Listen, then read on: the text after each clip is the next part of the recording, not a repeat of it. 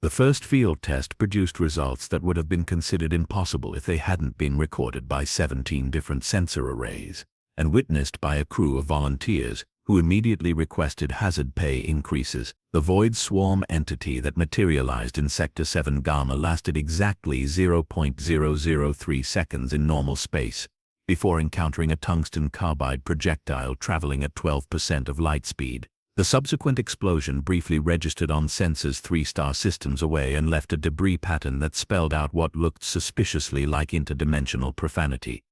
News of the successful test spread through coalition channels faster than a computer virus in a data center. Within 6 standard hours, the human had received 47 requests for technical specifications, 12 invitations to academic conferences, and 1 marriage proposal from a crystalline hegemony mathematician who found her ballistics calculations devastatingly elegant. Commander Nextix's reaction could best be described as the emotional equivalent of a system crash. Her species processed information through harmonic crystalline matrices, and the concept of solving a 3-cycle crisis with what amounted to advanced rock throwing created feedback loops that required immediate recalibration. The fact that it had worked made the situation exponentially worse, because it suggested that the coalition's most advanced civilizations had been outthought by a species that had only recently discovered faster-than-light travel. The humans' promotion to special operations happened with the kind of administrative speed typically reserved for evacuations and diplomatic crises.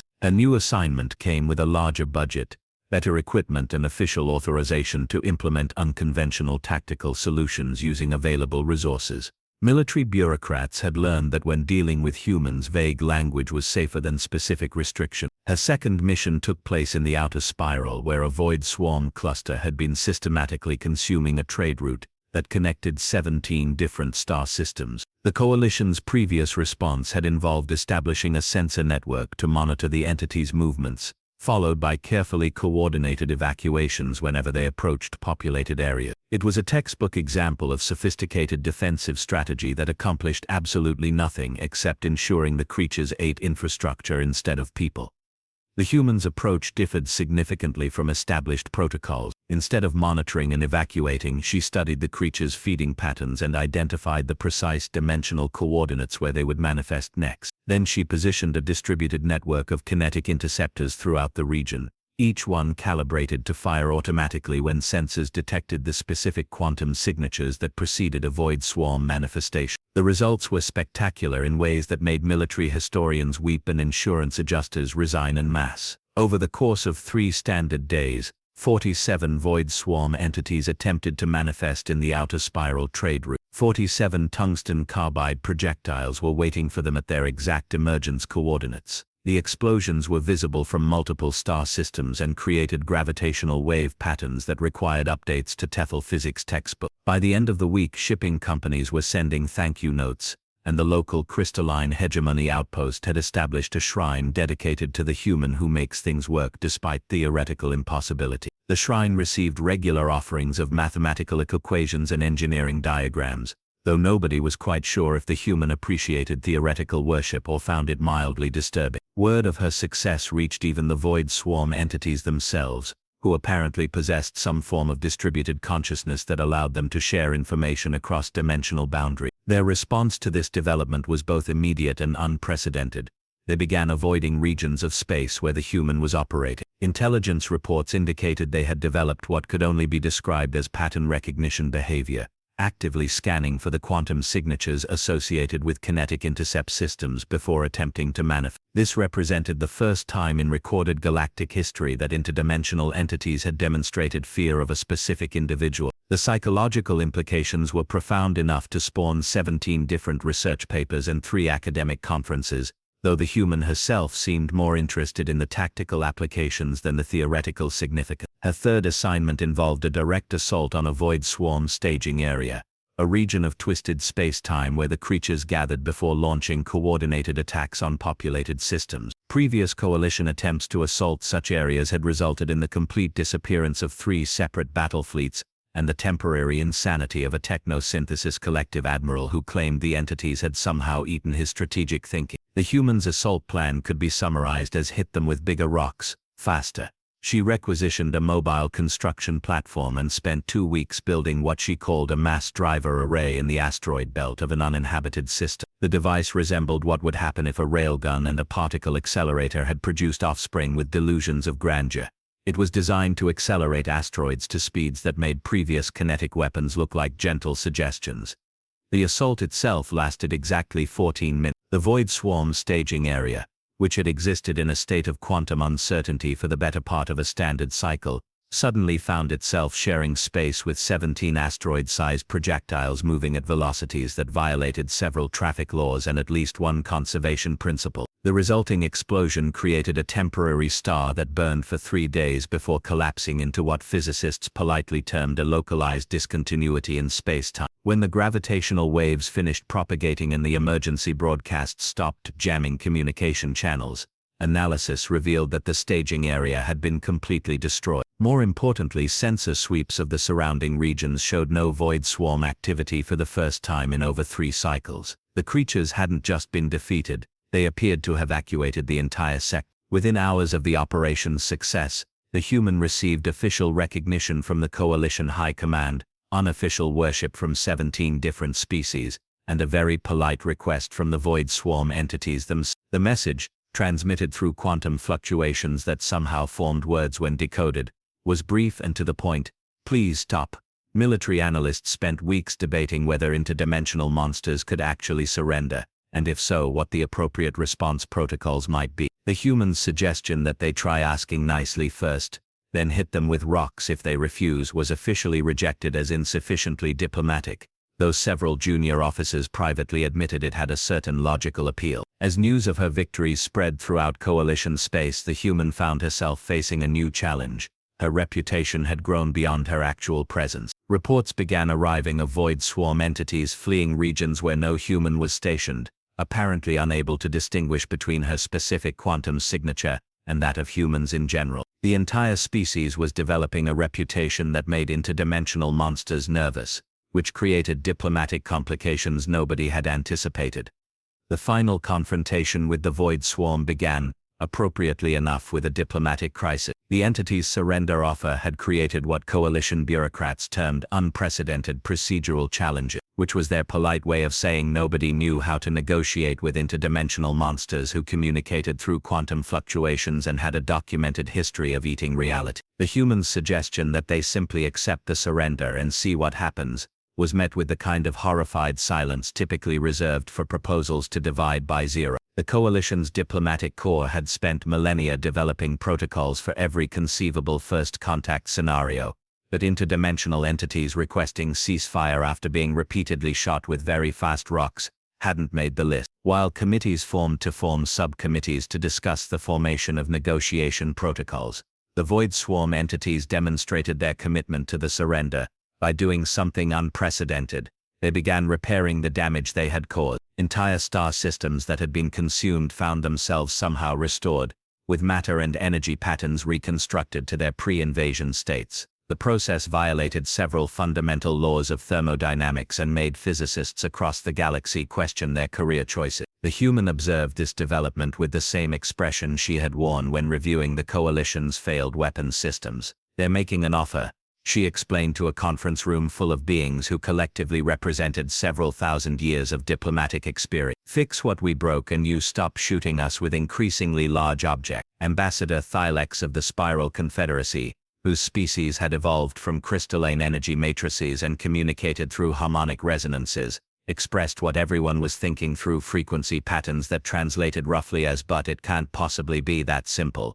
Why not?" The human asked with the casual directness that had made her famous throughout Coalition space. "They're smart enough to build dimensional transport systems and coordinate attacks across multiple star systems. They're probably smart enough to recognize a losing strategy when 17 asteroids explode in their staging area." The logic was unassailable, which made it deeply disturbing to civilizations that had built their entire strategic philosophy on the assumption that sophisticated problems required sophisticated solutions. The idea that 3 cycles of interdimensional warfare might end because monsters had learned to fear kinetic weapons challenged fundamental assumptions about the nature of conflict itself. The formal peace treaty was signed 3 weeks later in a ceremony that made diplomatic historians question everything they thought they understood about interspecies relations. The Void Swarm entities manifested a delegation consisting of what appeared to be geometric shapes made of controlled darkness, while the coalition assembled representatives from every member species who wanted to witness the impossible. The terms of the agreement were refreshingly straightforward.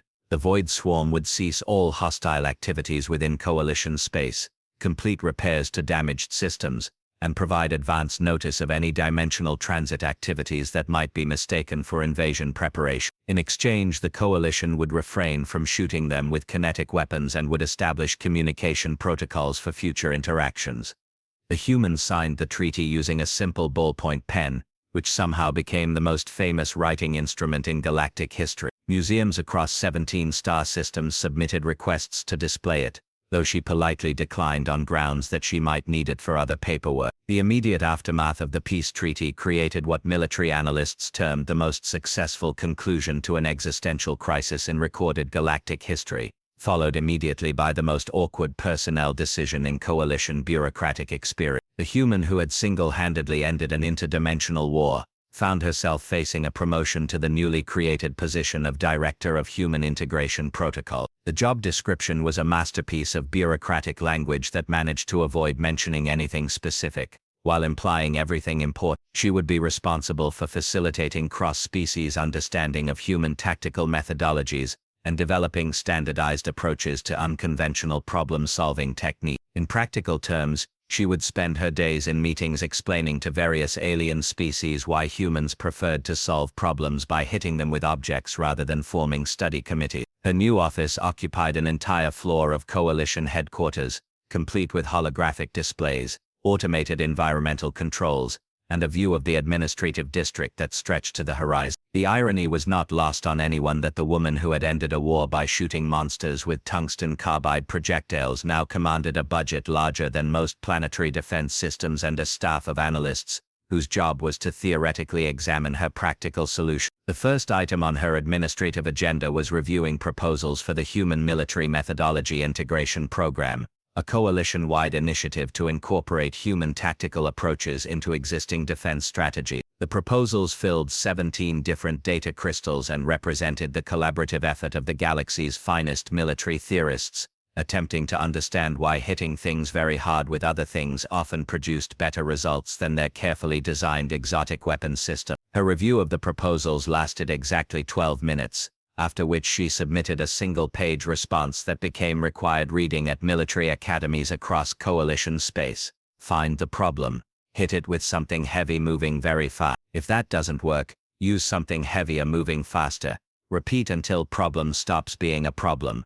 The academic response to this summary filled several libraries and spawned 3 different philosophical movements, but the practical applications proved remarkably effective. Coalition defense forces began incorporating kinetic weapons into their arsenals, with devastating results against various threats that had previously been considered immune to conventional attack. The final irony came 6 months after the treaty signing, when intelligence reports indicated that other interdimensional entities had begun avoiding coalition space entirely. Word had apparently spread through whatever communication networks existed beyond normal space-time that the local galaxy contained a species capable of ending interdimensional invasions through the strategic application of very fast rockets. The human, now officially the most feared individual in known space, despite spending most of her time reviewing budget reports and attending committee meetings, occasionally received messages from other dimensions. They were invariably polite inquiries about whether humanity might be interested in establishing peaceful trade relationships, usually accompanied by mathematical proofs, demonstrating the sender's complete lack of hostile intent. She filed these messages under diplomatic correspondence and forwarded copies to the appropriate committees, who spent months analyzing them for hidden meanings and strategic implications. The message's actual content, she noted privately, could be summarized as "please don't shoot us," but bureaucratic analysis was apparently required to confirm this assessment. And so the woman who had become a legend by treating interdimensional warfare as an engineering problem, found herself managing the administrative consequences of proving that sometimes, the most advanced solution to any problem was the one that worked. The Intergalactic Confederation had survived 3 million years of cosmic bureaucracy. survived the great paperwork wars of Sector 7, and even survived that unfortunate incident where someone accidentally declared war on mathematics itself. What it apparently couldn't survive was one particularly stubborn problem that had every advanced civilization in the galaxy scratching their various appendages in bewilderment. You'd think that between the ethereal collective's ability to bend space-time like origami, the crystalline empire's computational power that made quantum computers look like pocket calculators, and the biosynthetic alliance's talent for growing living starships, somebody would have figured this out by now. But no. Here they were, the supposed pinnacle of galactic evolution, sitting around a conference table that existed in 17 dimensions simultaneously, looking about as useful as a chocolate teapot. The problem wasn't invasion. That would have been simple. The galaxy had protocols for invasion forms to fill out, proper channels to go through, designated parking spots for conquering fleets. This was something far more insidious and frankly embarrassing for civilizations that prided themselves on having transcended such primitive concepts as being completely stumped. It had started in the Outer Rim territories. Naturally, nothing good ever came from the Outer Rim. The first reports had been dismissed as typical frontier nonsense, mining colonies going dark, standard space madness, entire systems losing communication, probably forgot to pay their subspace bills. But when 3 separate star systems simply stopped existing in any measurable sense while still technically being there, even the most jaded bureaucrats had to admit something was amiss. The ethereal collective had sent their finest reality weavers to investigate. These beings could unravel the fabric of existence itself and had once successfully convinced a black hole to go on a diet. They returned speaking in mathematical equations and making sounds that roughly translated to what in the name of entropy was that. Their report, when finally decoded from pure mathematics back into something resembling language, essentially boiled down to, it's there, but it's not there, but it's definitely there. Except when it is. The crystalline empire deployed their most sophisticated analysis matrices, computational frameworks so complex they had to be stored in pocket dimensions. The results came back as a single error message repeated 4.7 billion times. Does not compute. Their greatest artificial intelligences, minds that could predict the outcome of galactic wars centuries in advance, simply blue-screened when presented with the data. The Biosynthetic Alliance tried growing specialized organisms designed to interface with whatever this phenomenon was. The organisms promptly evolved beyond their creator's understanding and started sending back poetry in languages that hadn't been invented yet. The poetry was reportedly quite good, but entirely unhelpful. Even the Temporal Commission, those insufferable time travelers who usually showed up after every crisis with smug expressions and helpful pamphlets titled "What You Should Have Done Differently," had made themselves scarce. Rumor had it they were all hiding in the 31st century, claiming the coffee was better there. The crisis had escalated when entire trade routes began experiencing what could only be described as aggressive uncertainty. Ships would arrive at their destinations, but their cargo would be somewhere else entirely.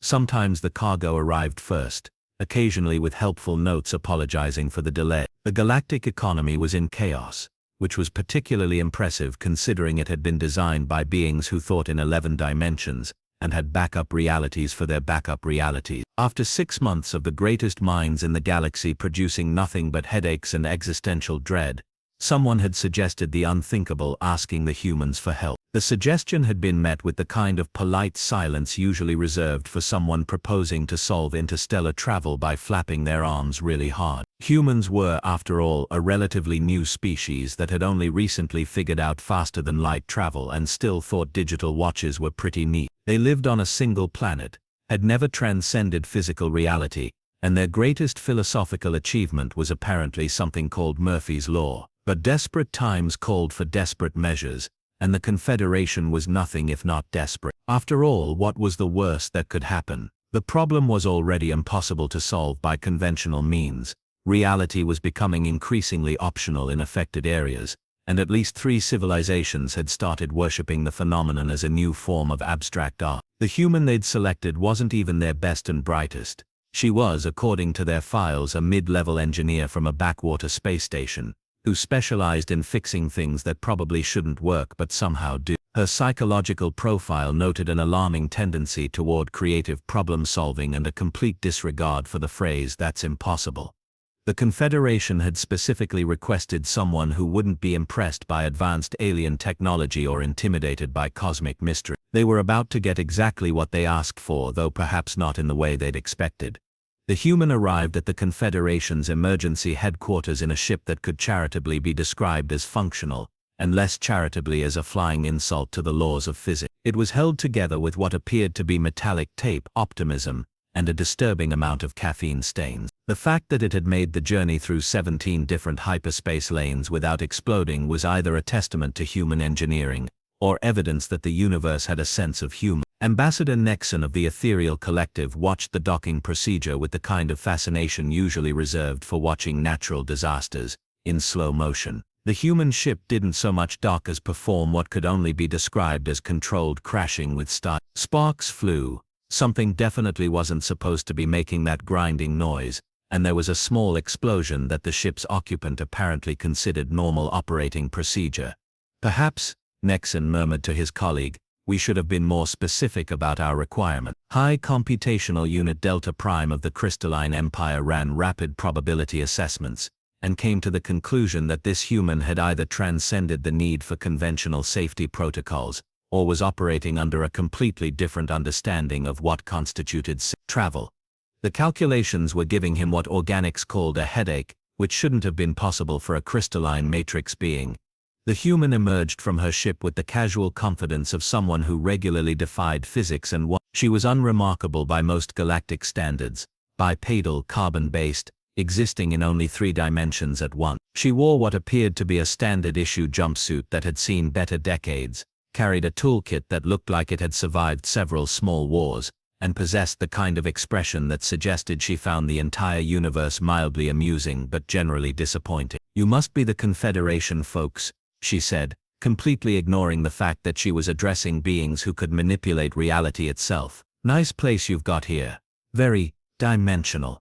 I'm assuming you're the ones with the impossible problem that's got everyone in a The delegation exchanged what passed for glances among beings who communicated through quantum entanglement, psychic resonance, and interpretive mathematics. They had expected reverence, perhaps a little healthy fear, maybe some wide-eyed wonder at being in the presence of galactic civilization's finest minds. Instead, they got someone who looked like she was mentally calculating how much their conference room would cost to heat. Ambassador Nexon attempted to project the appropriate gravitas. "Indeed, we represent the combined intellectual resources of 47 advanced civilizations. The phenomenon that plagues our territories has defied our greatest scientific minds, our most sophisticated technologies, and our deepest philosophical inquiry." "Right," the human said, pulling out what appeared to be a handheld device that looked like it had been assembled by someone who had seen a proper scanner once and decided to improvise. "So you've got something that's there when it's not there, messing with your shipping lanes, and making your computers cry. What you tried so far?" High Computational Unit Delta Prime processed the casual dismissal of galactic civilization's greatest crisis, and experienced what could only be described as synthetic indignation. "We have deployed reality-warping technologies capable of restructuring space-time itself. We have created computational matrices that operate across 17 different dimensional planes. We have grown biological constructs designed specifically to interface with unknown phenomena.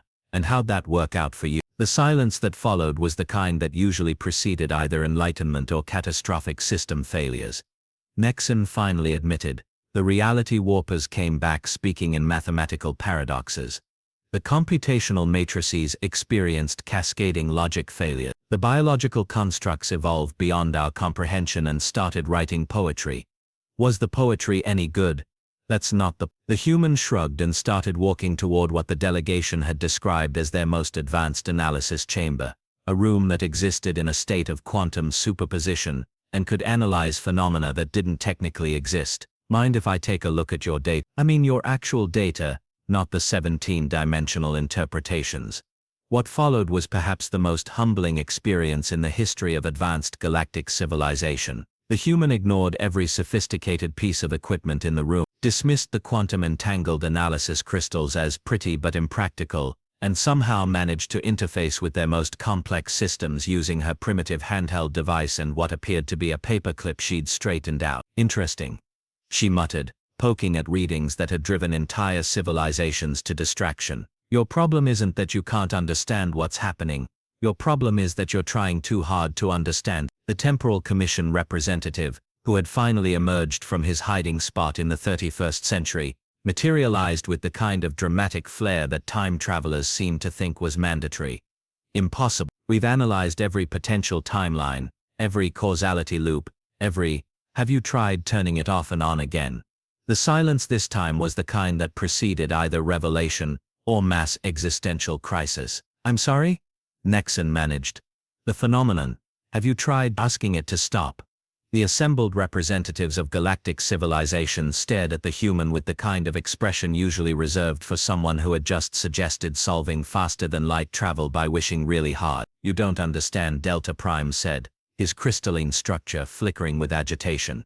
This entity, if it can be called that, operates beyond conventional parameters. It exists in states that violate fundamental laws of physics. It cannot be reasoned with using standard protocol. The human was already walking toward the door, her scanner beeping in patterns that somehow sounded sarcastic. Right, well, I'm going to need a ship, preferably one that won't explode if I sneeze wrong, and coordinates for the nearest affected system. Oh, and coffee. Lots of coffee. This might take a while.